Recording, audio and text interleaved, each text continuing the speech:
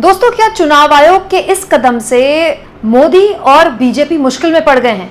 क्या चुनाव आयोग के एक फैसले से मोदी और बीजेपी के आगे एक बहुत ही असहज करने वाली स्थिति आ सकती है? जब चुनाव आयोग ने हरियाणा और जम्मू कश्मीर के चुनाव की तारीखों का ऐलान किया था, तब से लगातार बहुत से लोग कह रहे हैं कि देखिए, मोदी जी को टाइम दे दिया, अब मोदी जी के पास भरपूर टाइम है कि वो पहले हरियाणा और जम्मू कश्मीर में प्रचार कर सकते हैं, फिर वो महाराष्ट्र और झारखंड में प्रचार कर सकते हैं। दोस्तों, महाराष्ट्र में चुनाव तो होने ही है, नवंबर तक की वहाँ विधानसभा है, उसके बाद हर हाल में नई विधानसभा का गठन होना ही है और चुनाव वक्त पर ही होंगे। महाराष्ट्र और झारखंड के चुनाव एक साथ होंगे। हालांकि उस वक्त जब चुनाव आयोग से पूछा गया था तो उन्होंने कहा था दिवाली आ रही है, गणेश चतुर्थी आ रही है, मुंबई में बहुत बारिश हो रही है, जबकि ये तो हमेशा मुंबई के हर चुनाव में ये सब होता था। लेकिन फिर भी बहुत से लोगों ने कहा कि देखिए, ये सब करके चुनाव आयोग बीजेपी को टाइम दे रहा है कि वो आराम से प्रचार कर ले। हालांकि दोस्तों, चुनाव आयोग स्वतंत्र संस्था है, लेकिन हाल के सालों में खासतौर पर विपक्षी पार्टियों ने चुनाव आयोग पर सवाल उठाए हैं।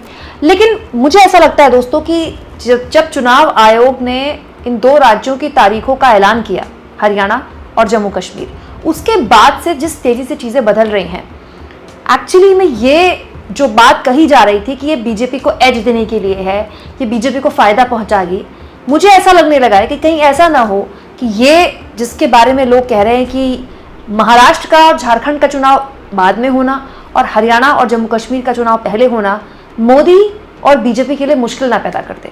दोस्तों, राजनीति में एक चीज होती है परसेप्शन, बहुत मजबूत चीज होती है परसेप्शन। मतलब कहा यह जाता है कि राजनेता वो काम करे ना करे, लेकिन परसेप्शन जाना चाहिए कि ये काम हो रहा है। पूरी की पूरी पॉलिटिक्स जो है वो हमारे देश में इस वक्त परसेप्शन की पॉलिटिक्स चल रही है। ऐसे में आप सोचिए, हरियाणा और जम्मू कश्मीर में इस वक्त जो हालात बीजेपी के हैं, 4 अक्टूबर को बाद जब नतीजे आएंगे हरियाणा और जम्मू कश्मीर में, उसके बाद महाराष्ट्र के चुनाव में उन नतीजों के साथ जाना बीजेपी के लिए विन विन सिचुएशन होगी या फिर उसके लिए बड़ी मुसीबत होगी। फर्ज कीजिए, हरियाणा में जो सी वोटर ने सर्वे किया है आज तक के लिए, उसमें बताया गया है कि हरियाणा में जबरदस्त गुस्सा है। इसको लेकर मैंने आपको ये वीडियो भी दिखाई थी कल।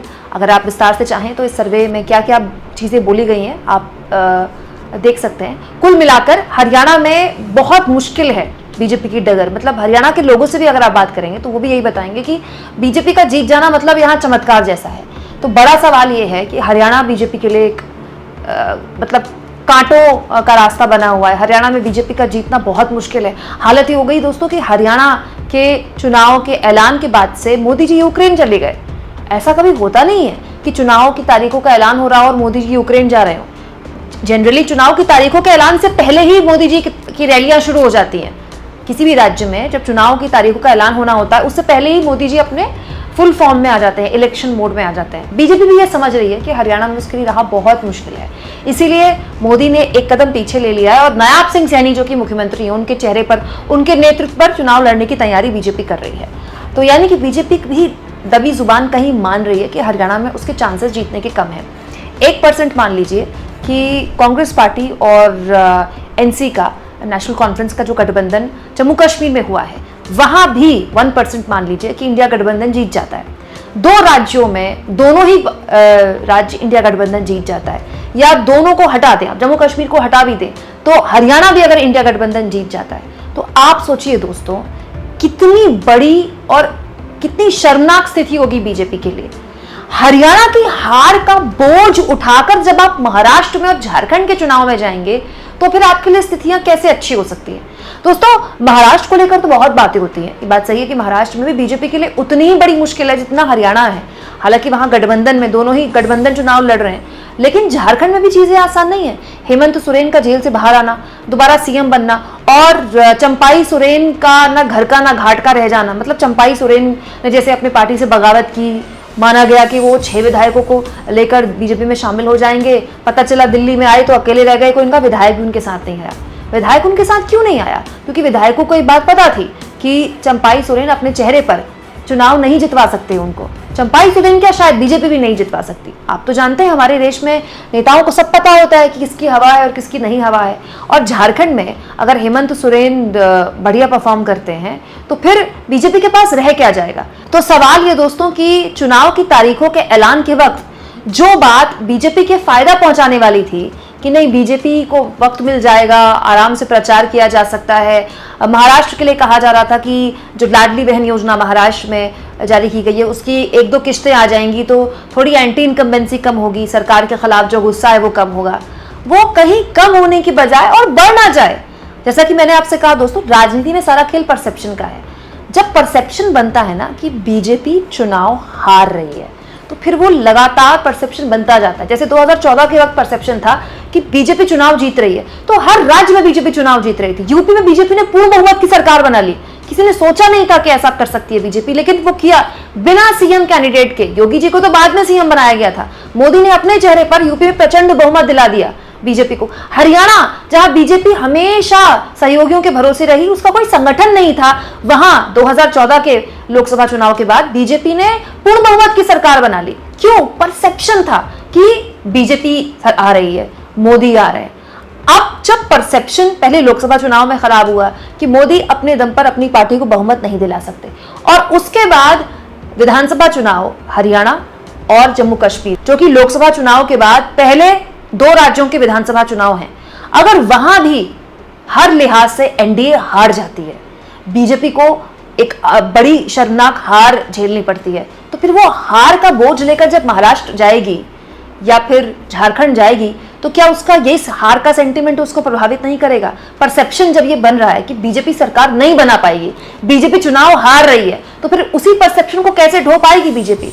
यहाँ इस बात पर भी गौर किया जाए दोस्तों कि लोकसभा चुनाव के बाद, नतीजों के बाद, उपचुनाव के जो नतीजे आए थे कुछ वक्त पहले, उसमें भी बीजेपी का सुपड़ा साफ हुआ था। इंडिया गठबंधन ने बीजेपी का सुपड़ा साफ किया था। वो पहले चुनाव थे लोकसभा चुनाव के बाद, और अब ये एक तरह से बहुत ही महत्वपूर्ण दूसरे चुनाव है जिसमें एक राज्य हिंदी पट्टी का है, हरियाणा का है, जो कि अलग अलग मुद्दे जहां प्रभावी हैं, जहां किसान आंदोलन भी है, जहां पहलवान बेटियों के साथ दुर्व्यवहार भी है, जहां पर अग्निवीर एक बहुत बड़ा मुद्दा है, जहां पर बीजेपी का पूरा फोकस हिंदुत्व के मुद्दे पर चुनाव लड़ने का भी होगा। और जम्मू कश्मीर एक बिल्कुल अलग तरह के मुद्दों से वहां चुनाव होने वाला है। ये भी बात सही है दोस्तों कि जम्मू कश्मीर में इस वक्त राहुल गांधी काफी पॉपुलर है। मतलब नरेंद्र मोदी के कंपैरिजन में राहुल गांधी एक बहुत बड़े वोट कैचर के तौर पर उभर सकते हैं जम्मू कश्मीर में। तो वहां का चुनाव बिल्कुल अलग मुद्दों पर होने वाला है।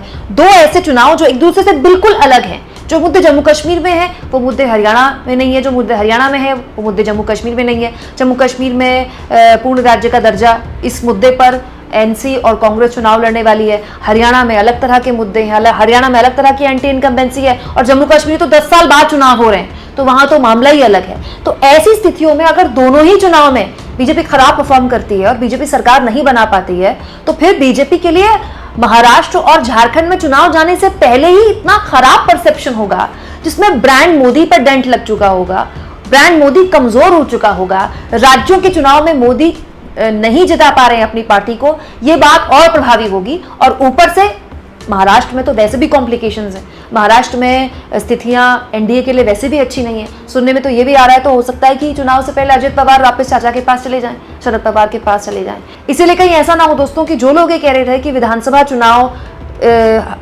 महाराष्ट्र और झारखंड का साथ कराना बीजेपी के लिए फायदे का सौदा हो, कहीं ऐसा ना हो कि ये हर दिन जो गुजर रहा है ये फायदा बीजेपी के लिए नुकसान में तब्दील हो जाए। कहीं ऐसा ना हो कि जिस वक्त हरियाणा और जम्मू कश्मीर में वोटिंग हो रही होगी उस वक्त बीजेपी को यह एहसास हो कि इससे तो अच्छा है कि चारों चुनाव साथ ही हो जाते, कम से कम चारों चुनाव के नतीजे साथ आते, तो 4 में से अगर 1 भी बीजेपी जीत जाती है, 2 भी बीजेपी जीत जाती तो स्थितियां होंगी। अब तो बीजेपी किश्तों में हारेगी, और अगर बीजेपी किश्तों में हारेगी तो आप सोचिए कि पहले हरियाणा में हार अगर हो जाती है तो, उसके बाद जम्मू कश्मीर में हार अगर हो जाती है तो, और उसके बाद महाराष्ट्र में भी अगर बीजेपी हार जाती है, तो बीजेपी के लिए सिलसिलेवार तरीके से आप कह सकते हैं 3-4 महीने झटके से झटके आएंगे। और अगले साल दिल्ली के विधानसभा चुनाव और अगले साल के अंत में बिहार के विधानसभा चुनाव, बीजेपी के लिए ये अगले 1 साल ऐसा परसेप्शन बिल्डअप होगा जिसमें केंद्र की मोदी सरकार तो कमजोर हो ही जाएगी, गठबंधन के सहयोगी दबाव बना ही देंगे, ब्रांड मोदी को बहुत बड़ा डेंट लग जाएगा। दोस्तों आप इस मुद्दे पर क्या सोचते हैं कमेंट बॉक्स में जरूर लिखें, और जितना हो सके दोस्तों चैनल को शेयर करें, सब्सक्राइब करें, और थैंक्स और ज्वाइन के ऑप्शन से अगर आप चाहें तो कुछ आर्थिक मदद भी चैनल की जरूर करें।